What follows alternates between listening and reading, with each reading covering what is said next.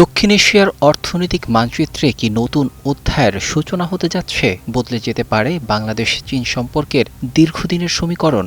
আমদানি নির্ভর বাণিজ্যের গণ্ডি পেরিয়ে এবার লক্ষ্য বিনিয়োগ, প্রযুক্তি, অবকাঠামো ও রপ্তানি কেন্দ্রিক অংশীদারিত্ব। ঢাকা চট্টগ্রাম উচ্চগতির রেল, চট্টগ্রাম বন্দরের আধুনিকায়ন, চীনা শিল্প বিনিয়োগ এবং চীনের বিশাল বাজারে বাংলাদেশি পণ্যের প্রবেশাধিকার, এই চার খাতকে ঘিরেই তৈরি হচ্ছে নতুন অর্থনৈতিক সম্ভাবনা।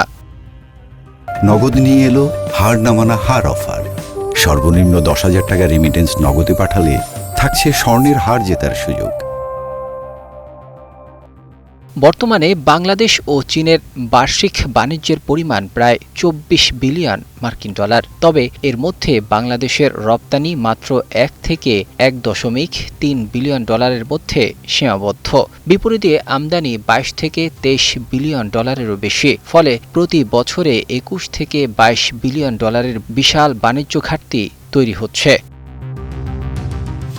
অর্থনীতিবিদদের মতে এই ঘাটতি কমানোর কার্যকর উপায় হল চীনের বাজারে বাংলাদেশি পণ্যের রপ্তানি বাড়ানো এবং চীনা উৎপাদনমুখী বিনিয়োগ আকৃষ্ট করা। বাংলাদেশ স্বল্পোন্নত দেশ হিসেবে চীনের বাজারে প্রায় 98% পণ্যের শুল্ক মুক্তি সুবিধা পেলেও সেই সুযোগ পুরোপুরি কাজে লাগানো যায়নি।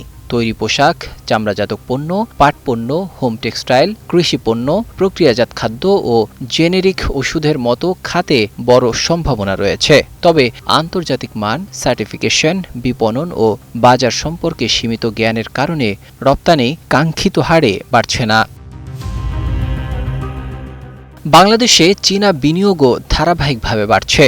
বিদ্যুৎ, সড়ক, রেল, বন্দর, শিল্পাঞ্চল ও উৎপাদন খাতে 7 থেকে 8 বিলিয়ন ডলারের বেশি বিনিয়োগের ঘোষণা ও বাস্তবায়ন হয়েছে। কর্ণফুলী টানেল, পদ্মা সেতু, রেল সংযোগ এবং পায়রা বিদ্যুৎ প্রকল্প দুই দেশের সহযোগিতার উল্লেখযোগ্য উদাহরণ। সবচেয়ে আলোচিত প্রকল্পগুলোর একটি ঢাকা চট্টগ্রাম উচ্চগতির রেল। প্রায় 300 কিলোমিটার গতির এই রেলপথ চালু হলে দুই শহরের দূরত্ব মাত্র 55 থেকে 75 মিনিটে অতিক্রম করা সম্ভব হবে।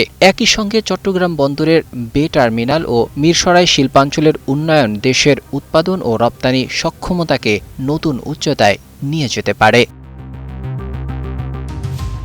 বিশেষজ্ঞদের মতে ভবিষ্যতের বাংলাদেশ চীন সম্পর্কের মূল লক্ষ্য হওয়া উচিত শুধু আমদানি বৃদ্ধি নয়, বরং চীনা বিনিয়োগে বাংলাদেশে উৎপাদন, প্রযুক্তি স্থানান্তর, কর্মসংস্থান সৃষ্টি এবং চীনের বাজারে বাংলাদেশি পণ্যের অবস্থান শক্তিশালী করা। এই চারটি খাত সমন্বিতভাবে এগোতে পারলে দুই দেশের সম্পর্ক ধীরে ধীরে আমদানি নির্ভর বাণিজ্য থেকে বিনিয়োগ ও রপ্তানি নির্ভর কৌশলগত অর্থনৈতিক অংশীদারিত্বে রূপ নিতে পারে।